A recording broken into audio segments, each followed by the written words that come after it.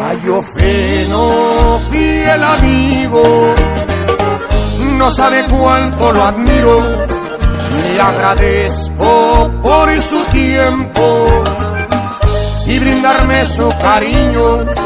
Muchas gracias, viejo, por estar conmigo, quitarme piedras del camino y a quererme más que a usted mismo.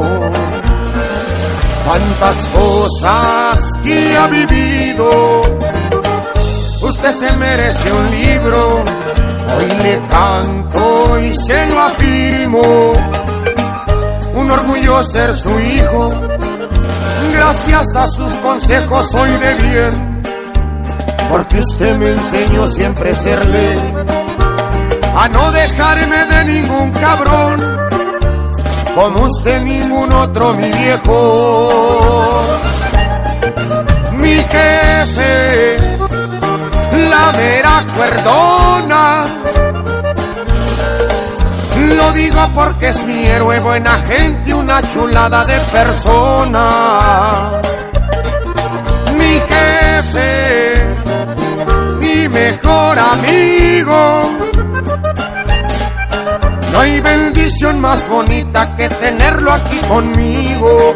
Mi jefe, como yo le digo,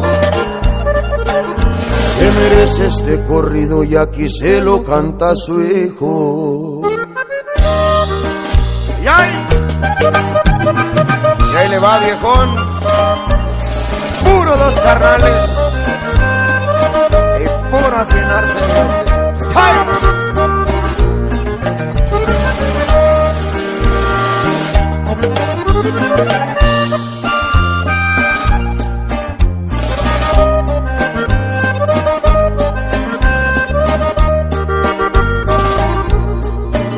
Lo que ordene se lo cumplo, porque usted ya me dio mucho.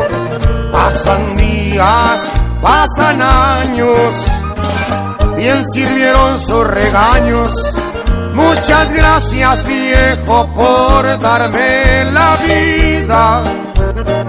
Si se ocupa está la mía, se la doy con alegría. Mi jefe, la mera cuerdona, lo digo porque es mi héroe, buena gente, una chulada de persona. Mi jefe, mi mejor amigo,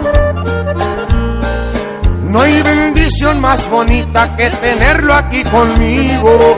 Mi jefe, como yo le digo, se merece este corrido, aquí se lo cantan sus hijos.